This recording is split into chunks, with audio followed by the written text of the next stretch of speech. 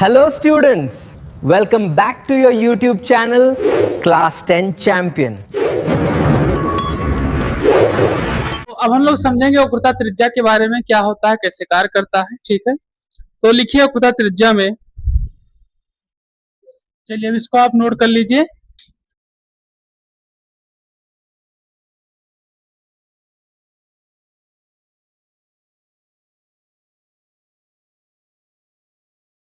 तो सबसे पहले इसमें आपको क्या बताया गया है वक्रता त्रिज्या के बारे में। गोले दर्पण का परावर्तक पृष्ठ की त्रिज्या, गोले दर्पण के परावर्तक की पृष्ठ की त्रिज्या, ठीक है, को गोलीय दर्पण की वक्रता त्रिज्या कहते हैं।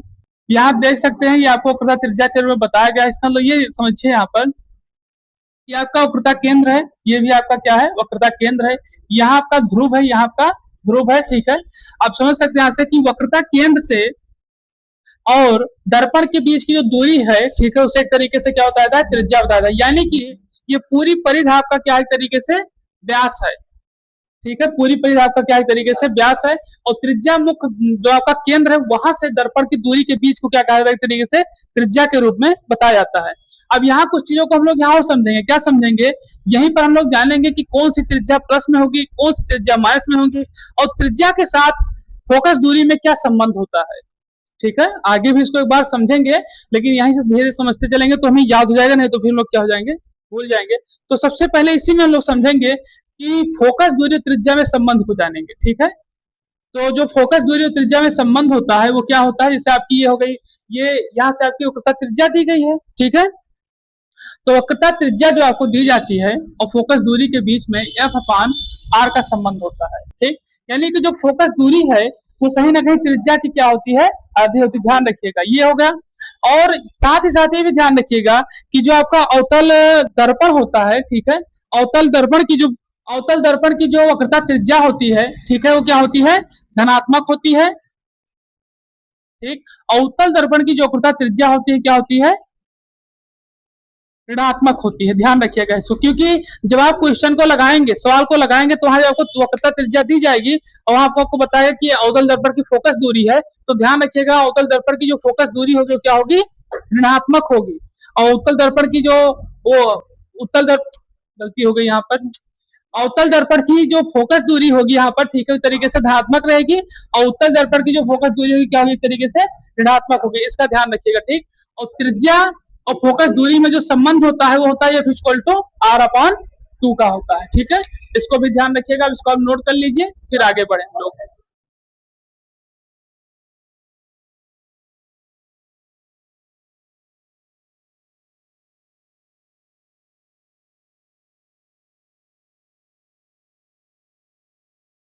फोकस दूरी के बीच का जो संबंध है, ये कई बार आपसे ओमार में भी पूछा जाता है कि फोकस दूरी और वक्रता त्रिज्या के बीच में संबंध बताइए। तो हम लोग समझेंगे अभिलंब के बारे में। लिखो, लिखिए, गोलीय दर्पण के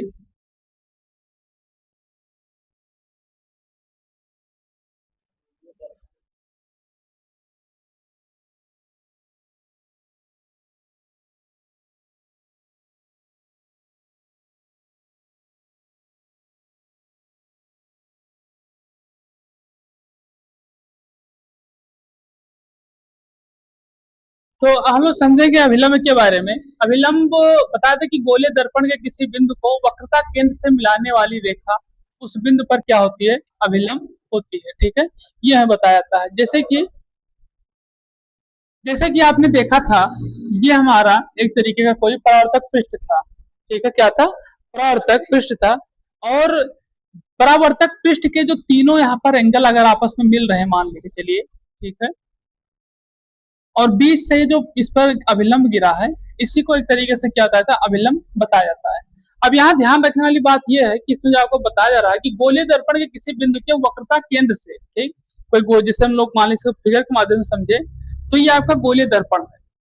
ठीक, ये कह रहा है कि वक्रता केंद्र, यानी कि वक्रता केंद्र ये आपके मिड पॉइंट से जाता हुआ यहाँ वक्रता केंद्र, ठीक, ये सी। तो अब क्या बताया जा रहा है कि वक्रता केंद्र से मिलने वाली रेखा, जो वक्रता केंद्र से यहाँ पे मिलने वाली रेखा है, इस रेखा की बात की जा रही है। ठीक है, उस बिंदु का क्या होता है, अभिलंब होता है। आप समझिए इसको, इसको बार बार अभिलंब बताया क्यों जा रहा है, उसको हम लोग समझेंगे। देखिए, आपने देखा कि मान लीजिए कोई सरल रेखा है ये, ठीक है, सरल रेखा है। सरल रेखा कितने डिग्री का कोण बनाती है राहुल? तो यहाँ सबसे पहले आता है कि एक सरल रेखा जो है, ठीक है, वो 180 डिग्री का कोण बनाता है, ठीक। और अभी यहाँ ये कहा जाए कि इस पे एक लंब गिरा है, ठीक, ये लंब है आपका, मान लीजिए ओ और एन, ठीक, एक लंब गिरा ओ एन। अब अगर हम इसको पूछें कि ये और ये दोनों अलग अलग एंगल बन रहे हैं, ठीक है, तो ये एंगल का कोण कितना होगा बताओ तुम वो, राम जी? तो यहाँ सबसे आपको पहले बताया गया कि ये अगर सरल रेखा एक तरीके से है 180 डिग्री का है, इस पे एक लंब गिरता है तो 90-90 डिग्री में दो भागों में बढ़ जाता है। तो अब जब ये दो भागों में बढ़ा तो आप देखिए एक तरीके से सरल रेखा है, ये एक व्यास है, ठीक है, और उस पे क्या लंब गिर रहा है, तो अब इसको क्या कर रहा है यहाँ सेंटर पर, ये एक तरीके से लंब के रूप में इस पे कार्य कर रहा है, यानी कि 90 डिग्री से इसको क्या कर रहा है, एक तरीके से काटने का कार्य करता है। तो इसी को अभिलंब इसीलिए बताया जाता है। समझ में आया कि नहीं आया? ठीक, इसीलिए इसको क्या कहता है, अभिलंब। अभी देखिए, अब इसमें अगर आप देखेंगे तो यहाँ से आपका ए ओ बराबर ओ बी हो जाएगा, या फिर ए एन बराबर एन बी हो जाएगा, ठीक।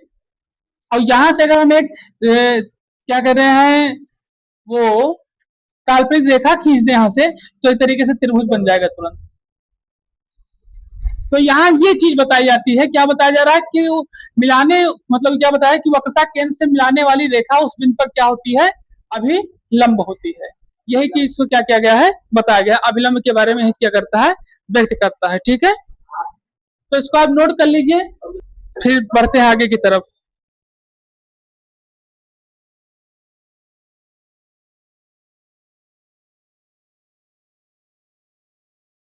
जैसे दर्पण का ध्रुव क्या होता है, दर्पण की वक्रता केंद्र क्या होते हैं, ठीक है, दर्पण की वक्रता त्रिज्या के बारे में समझे थे, अभिलंब के बारे में समझे थे, और आज हम लोग समझेंगे किसके बारे में, मुख्य अक्ष के बारे में, ठीक है। तो चलिए हेडिंग डालिए, गोले दर्पण के मुख्य अक्ष के बारे में कुछ समझेंगे। चलिए लिखिए हेडिंग।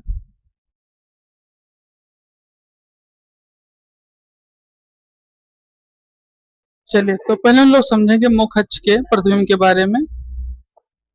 चलिए इसको बनाइए, तो इसके बारे में कुछ और लिखेंगे।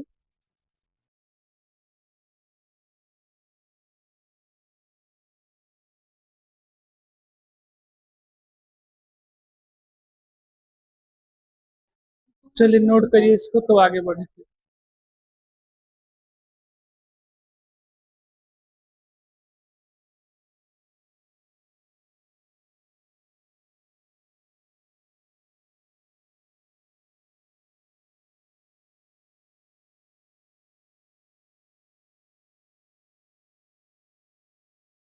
तो यहाँ सबसे पहले था है कि किसी दर्पण का मुख्य अक्ष वह काल्पनिक सीधी रेखा है, ठीक है, काल्पनिक सीधी रेखा है जो ध्रुव ये दिया गया है, आपको पता है ये कहाँ है, यहाँ पर एक तरीके से ध्रुव है, यहाँ ऊपर बना भी है, ठीक।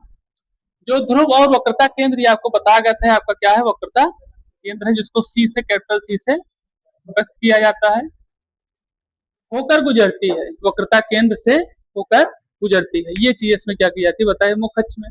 अब इसकी कुछ विशेषता हम लोग ये देखेंगे, क्या बताया जा रहा है कि यह एक तरीके से लंबवतता पर कार्य करती है, ठीक है। कैसे, देखिए यह बताया, यह अक्ष ध्रुव पर दर्पण की सतह के लिए हमेशा लंबवत होता है, ठीक है, क्या होता है, हमें हमेशा क्या होगा, ये लंबवत होगा। देखिए कैसे बताया जा रहा है कि ध्रुव पर दर्पण की सतह पर, जैसे आपका ध्रुव है, ठीक है, यहाँ पर, अब यहाँ पर जो ध्रुव आपको दिया गया है, तो दर्पण की सतह, ये जो है एक तरीके से सतह के बारे में बताया जा रहा है, ठीक है, इसके हमेशा क्या होगा, एक तरीके से लंबवत होगा। कैसे, देखिए अगर मान लीजिए इसको हम घुमा दें, क्या करते हैं, घुमा दें, ये इस आकृति में बन जाए, तो अब यहाँ पर जो आकृति में गिरेगा तो एक तरीके से इसके लंबवत ही रहेगा, ठीक।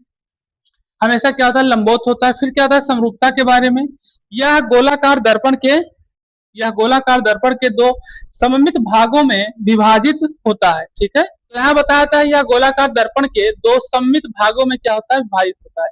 सममित भाग इस तरीके से व्यक्त किए जाते हैं, ठीक है, कैसे कि जैसे आप ऐसे समझिए, जैसे यहाँ पे एक लंब गिरी, जैसे सीधी रेखा है, इस पे एक लंब गिरी, ठीक है, तो ये क्या हो जाता है, ये तो 90-90 डिग्री का, ठीक है।